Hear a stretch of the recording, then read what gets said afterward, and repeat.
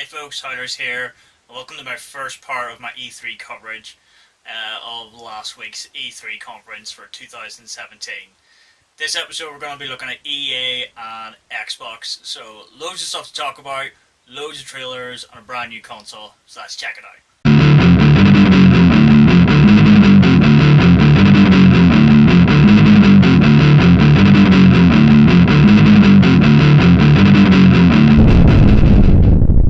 So E3 just finished pretty much over a week ago now. We've all had time to digest it and calm down from some of the hype that happened during the conference. Was E3 2017 the best E3 ever? Not by a long shot. There were some huge disappointments. There was some complete disasters during it. Go and search for Jesse at E3 2017, you'll find out. Good God. A lot of issues, some technical issues overall, but seeing as this is my first E3 as a YouTuber with my own channel, I really wanted to actually do a video just going over some of my highlights. I tried to do a video with everything condensed into one with the trailers and everything together, but all the trailers that I want to talk about and to show you guys, the video would have lasted about 2 hours long. So I tried to condense it down just to like my top 10, but still hugely long video. Far too much to discuss. So this is going to be 3 parters, okay? So I'm going to take some of the conferences bit by bit and spread it over 3 episodes. So this episode, like I mentioned earlier on in the intro, this is just going to be covering EA and Microsoft, the first 2 conferences or showcases of E3 2017.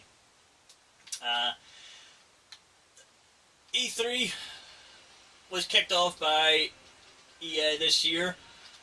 EA, of course, they've got their big standards. They've got their FIFA, their Madden, NBA standards when it comes to EA. Couple of things I was looking forward to, kind of was hoping to see on this, was anything to do with Tomb Raider. I love the new Tomb Raider franchise. I was really hoping there was going to be like another one in the franchise, but we didn't get it this year. However, 2 days ago it was officially announced that Shadow of the Tomb Raider is in development.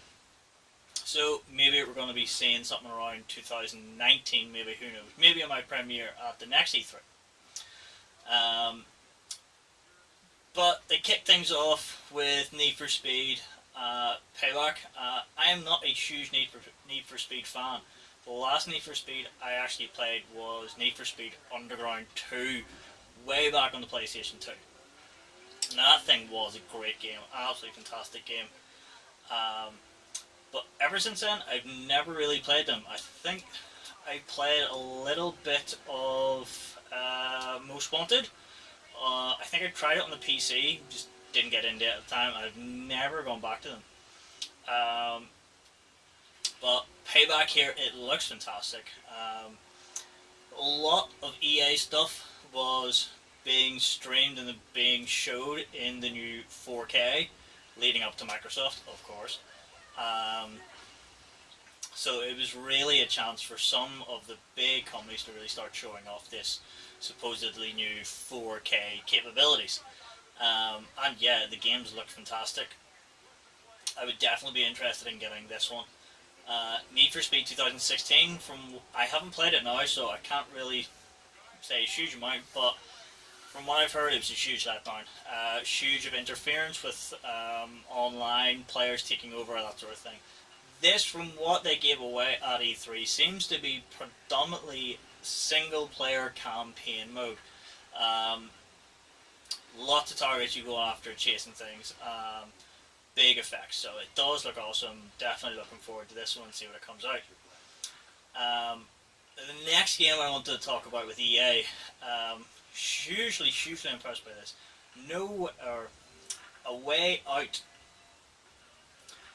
Personally, I feel with modern gaming, be it on, well, especially PS4, Xbox One, There is no two-player games.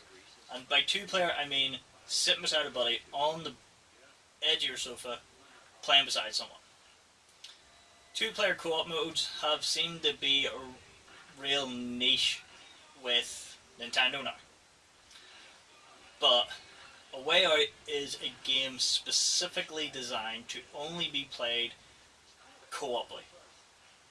Not online, but with someone sitting beside you on the sofa. It can only be played co-op, split screen.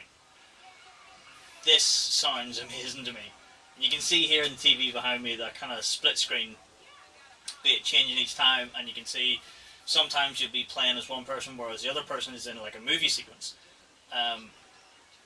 Absolutely, it looks great. It looks like a real kind of story-driven game as well. It's like most two-player co-op games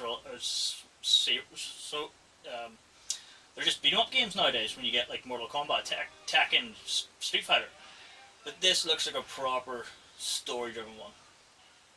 Now, of course, with EA, you have to mention this.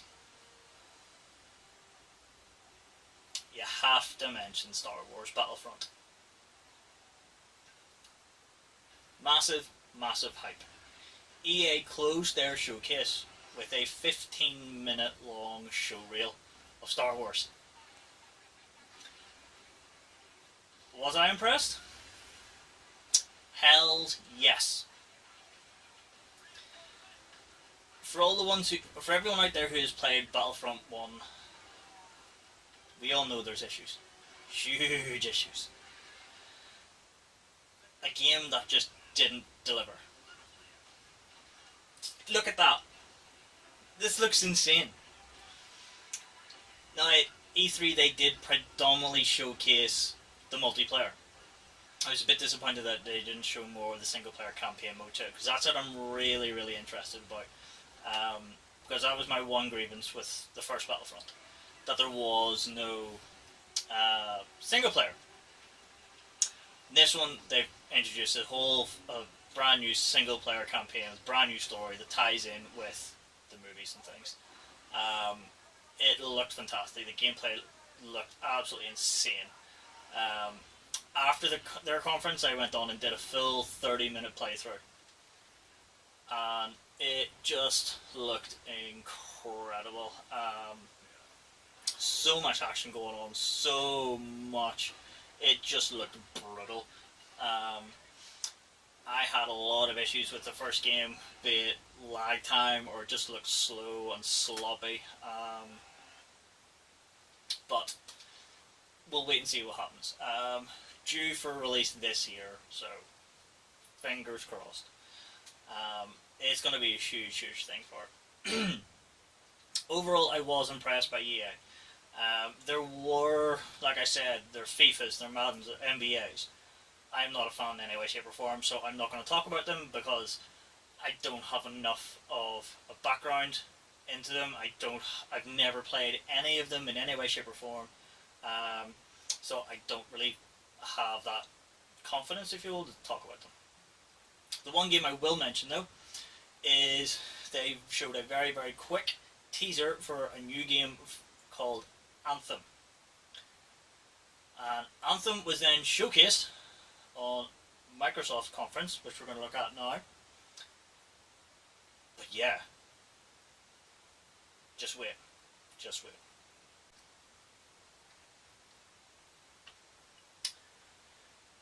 Microsoft conference, E3 2017.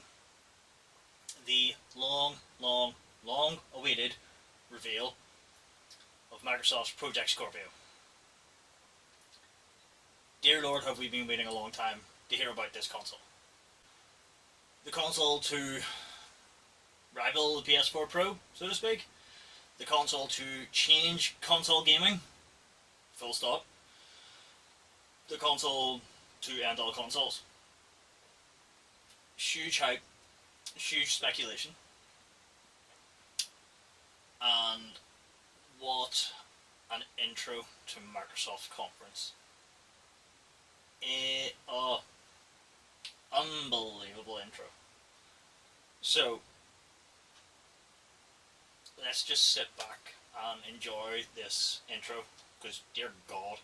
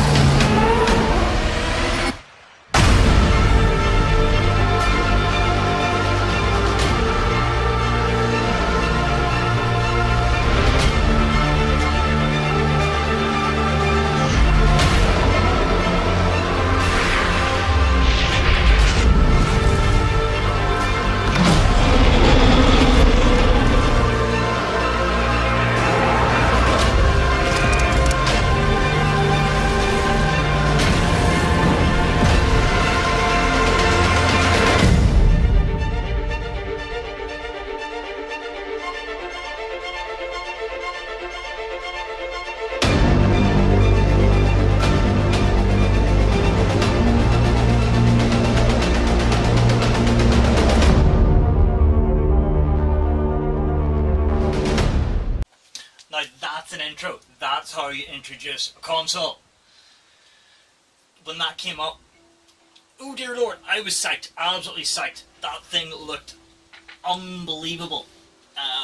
Be it a showy expose of like graphics, pixels, and details, yeah, it worked.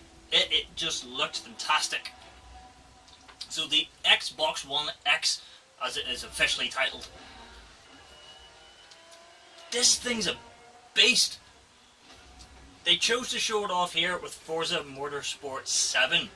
Not the game I would have picked to show off your brand new console, but it does look good, I'll say that. I'm not a huge racing fan, but it does look good, I'll give it that. So the Xbox One X, true 4K HDR gaming, and 4K HDR Blu-ray playback. Impressive. The infamous 6 teraflops of power GPU, whatever the hell a teraflop is. I've been a gamer for most of my entire life. I still don't know what the hell a teraflop is. Pretty sure the gaming world just made it up to look powerful. Who knows? But it's coming with a terabyte hard drive. That I'm a bit disappointed in, because from what it's sounding like, these games are going to be huge and they're going to be big games. So terabyte, that's going to be filled up quickly. But the one thing I was super impressed at is the thing's got a liquid cooling system. I mean, what the hell? A liquid cooling system? That's insane. But for $500, or I think it's £450 for us here in the UK, I am pre-ordering that bad boy as soon as it comes out. So, Forza Motorsport 7 you just saw. And then they dropped this bombshell. And this got the hairs in the back of my neck tingling. Because as soon as I heard that music come in, and that kind of subway, I knew exactly what this was. And it is the next Metro game, or Metro Exodus, coming for Xbox and PS4. I am a huge fan of the last Metro game. That thing was absolutely fantastic. And for this to be dropped out of nowhere, I don't think anybody knew that this was coming. Totally out of the blue, no clue about this. I had no clue this was going to be shown at E3. But yeah, this thing looked great. Proper scary, proper torment. back to that feel of that real kind of horror survival exploration that was Metro. I played the last Metro game on the PlayStation 3. I did briefly play the remastered edition on the PS4. I was impressed, but this supposedly was running on the Xbox One X in true 4K. Now, this isn't a 4K TV, unfortunately, but yeah, this could be interesting. Xbox, or Microsoft I should say, tried to showcase all their new games in this new 4K power-hungry beast of a machine. And I have been a PlayStation fan for as long as I can remember. Since the very first PlayStation came out and the godly PlayStation 2 came out, I've always been a PlayStation boy. I have never once owned an Xbox. Hand to God. Never owned an Xbox. This is the machine that could push me over. This thing looks insane. These graphics on Metro, they absolutely look beautiful. The gameplay looks fast-paced and scary as hell, which is what you want from a Metro game. It looks amazing. It just looks so good. I can't wait for this game to come out. Be it on the Xbox One X or the PS4. Who knows? This is, yeah, just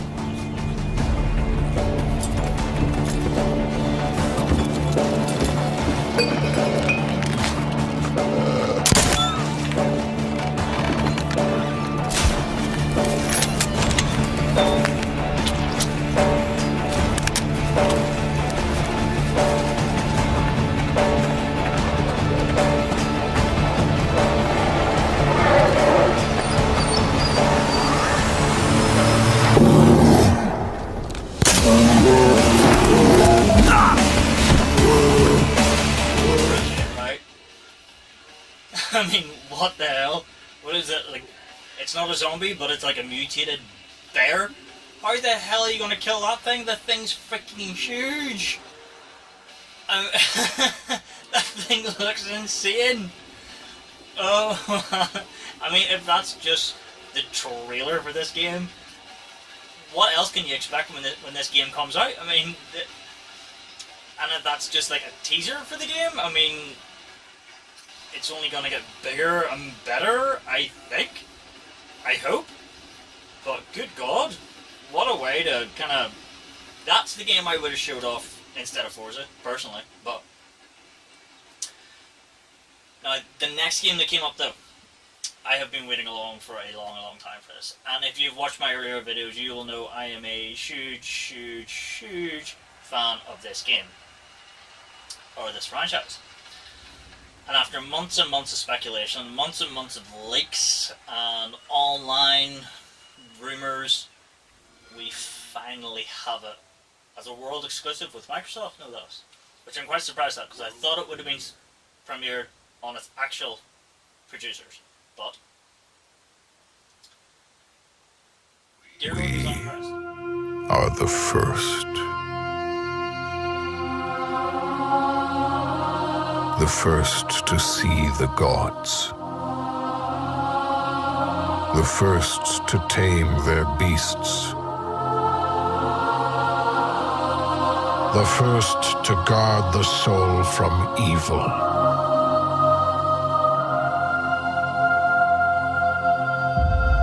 We conquered this land and built an empire.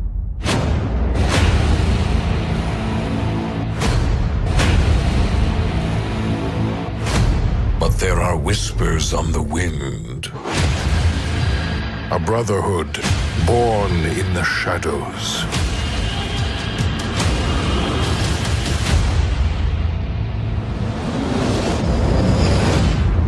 They are the first to call themselves the Assassins.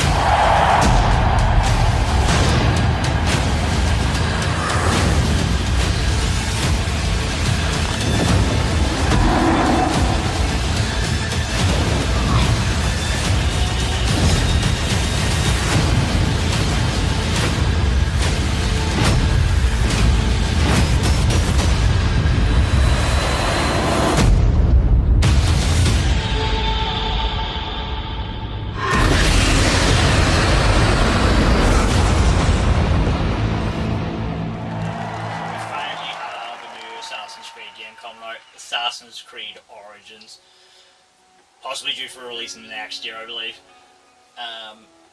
Huge anticipation for this, but still a huge number of questions for this game. They do go on to mention that again in the Ubisoft conference, which I will talk about in a later video. But that for a teaser trailer, hell yeah, the game looks amazing. Back to ancient Egypt, back to the real origins of the Brotherhood themselves. Really, really excited for that game. We'll definitely be pre-ordering that as well. That's for damn sure. Very, very impressed with that trailer as well. Like this, we also got a sneak peek at the new Life is Strange game. Now, this is only going to be a 3-episode game compared to the original Life is Strange, which is a 5-part episode. This is like more of a prequel before the events of the first game, centered around Chloe and Rachel, which you spend the first game looking for. My girlfriend and I have literally just finished playing the first game. It's free this month on PlayStation Plus. Really, really good game. So I'm very interested for this prequel, so to speak. But I'm a bit disappointed it's only 3 episodes. I feel it's a bit of a... I don't know, you're kind of losing out a little bit. It's only 3 episodes. And there was also announced that it's not the original voice actors due to the Voice Actors Guild strike, or whatever it's called. So she's not returning for this as well, which is a bit of a loss. But Microsoft then went on to have a really, really long and quite detailed showreel for Middle-earth: Shadow of War. I am a huge Lord of the Rings fan. Absolutely loved the first game. And this one kind of really, really showcased the gameplay and the kind of technical capabilities which they brought into Shadow of War. Now, I don't know about you, maybe I haven't read up a lot on this game, but I'm still left with like a load of questions after this was shown. Even though they did go into a huge amount of detail about the game and what's going on. But yeah, it's still set in Mordor. You have created another ring of power, and you're like building an army yourself of orcs and other goblins and creatures that reside within Mordor to go up against Sauron and the forces of Mordor. So I think a lot of it's definitely taking its own stance away from what is known as Lord of the Rings canon, if you will. The first game never really took a huge amount of didn't take a huge amount of influence from like any of the books or anything by Tolkien himself, but it was a really nice kind of way to look at things. I am really, really excited about this to come out as well, so I'll definitely be looking forward to this one. Wouldn't mind actually replaying the first game to kind of just refresh my memory of how it actually ends and the storyline to it, because I really don't remember it because it's been that long ago since it came out. When I got that, I kind of just played it to death and completed it quite quickly, I think. So I kind of like played it, completed it, and then put it aside to the rest of the collection, and I've never gone back to it for like to replay it or anything. So yeah, maybe a refresher might be in order before this comes out, but remains to be seen. I do remember when I was watching this on 2 Sundays ago it was now. I am pretty sure that guy is voiced by Manu Bennett, and if any of you out there who are a fan of the CW or the Arrowverse and the TV show Arrow, you'll know Manu Bennett as Deathstroke. That guy is an amazing actor, and if it is him, I need to like kind of look into that. But I'm really interested to see if he is like if this guy's kind of a main character within the game. Because it'd be really interesting to see what he's like as a voice actor. We all know him. He was the White Orc in the Hobbit movies, so we know he's good kind of behind like a mask, if not voice acting, because the White Orc was more CG, so to speak. Yeah, I'm pretty sure that's him as well. You can kind of hear that arrogance of like Deathstroke and Slade Wilson coming over it. I'm pretty sure that's him. But yeah, the game looks class. I'm really, really excited to see this. And I don't know when this is coming out. I'm thinking it's next year though. I'm not 100% sure. But yeah, they went into so much detail with this game. Their actual showreel of Shadow of Mordor lasted for, Shadow of War, sorry. I think it lasted for a good like 10-15 minutes almost. The Microsoft conference was a real long, lengthy conference, which is a good thing in my opinion. Proper like detailed look into some of the games that they're going to be coming out, and of course they had to showcase the Xbox One X itself. So they ended with Anthem. I previously mentioned looking when EA during the EA conference.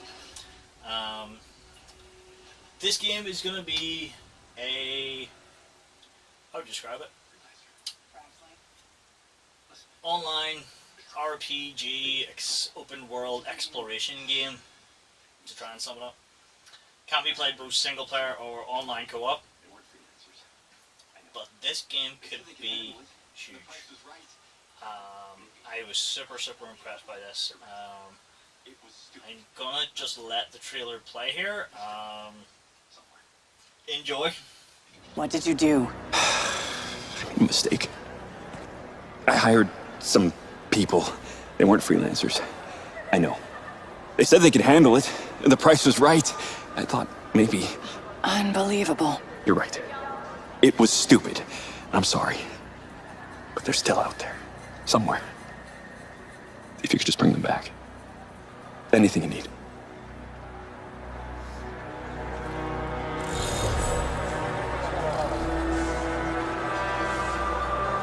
In the world of Anthem, you and your friends are freelancers, the heroes who leave the safety of the walls of Fort Tarsus to explore the unknown and protect humanity. Let's join two players as they head out on an expedition. Hey, Paul. You ready to go? I'm just grabbing some supplies, just about ready. What are you going to use today? I decided to go with the Colossus. I'm going to use my Ranger. Try out some new upgrades.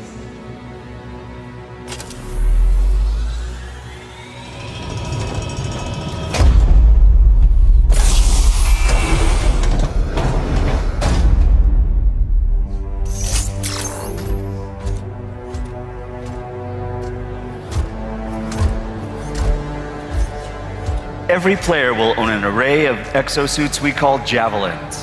These suits give players superhuman capabilities and are heavily customizable so they look and play how you want.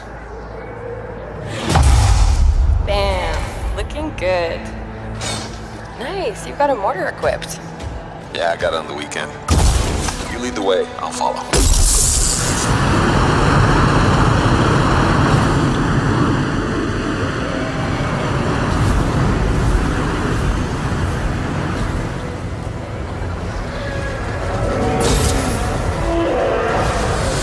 This is a vast open world you explore with your friends. Each Javelin exosuit has its own unique playstyle. The Ranger is balanced and all-purpose, while the Colossus is a tanking powerhouse. All right, let's see what's up here.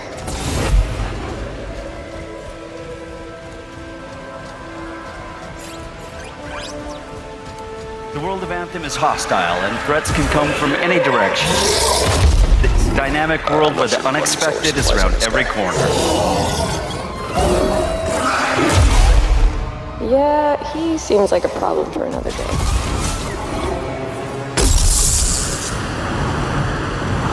We're getting some fire from up ahead. I'll go low, you flank.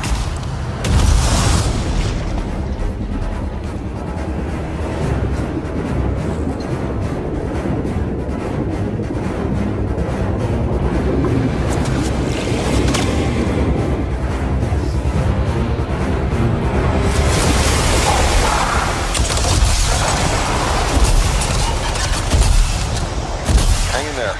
Almost there.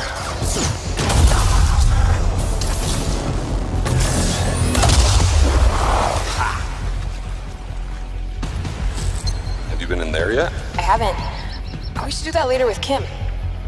Yeah, you could use the XP. Hello, treasure.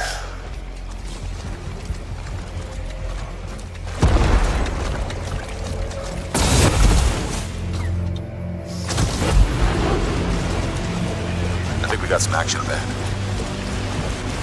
Anyone, we're under attack. Anyone in the area, we're under attack. I think that's part of Prax's mission. You can equip your Javelin exosuit with gear that brings devastating power to combat.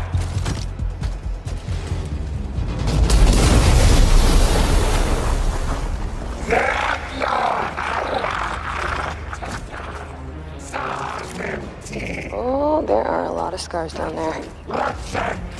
Oh, the scars have a heavy. I have time to use that mortar. Give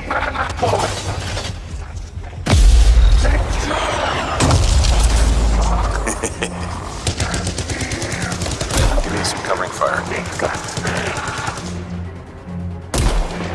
There's a bunch more coming in. Okay, I'll get this round.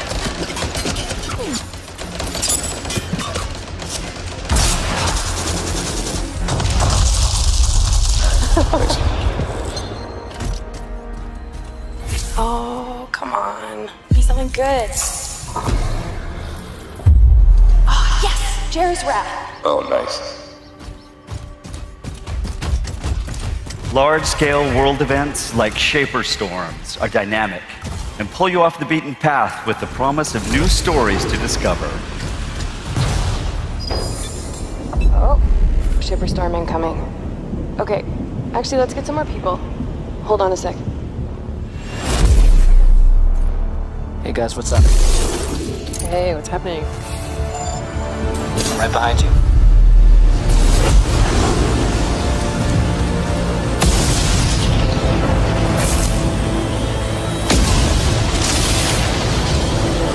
Whoa.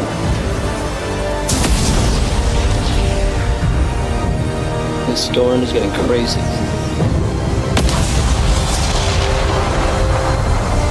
So what are we supposed to do? Fly into it? All right, let's do this. See you on the other side.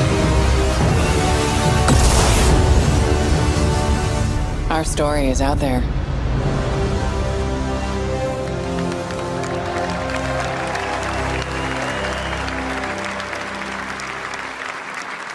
Yeah, so there you go, Anthem.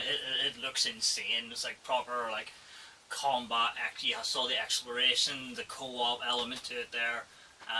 Really nice kind of part where there's one player you picked up some treasure and it looked like it was shared against everyone in the team, which is kind of a cool wee feature. Not usually seen very often in games. Yeah, Microsoft, really good conference, like amazing conference actually.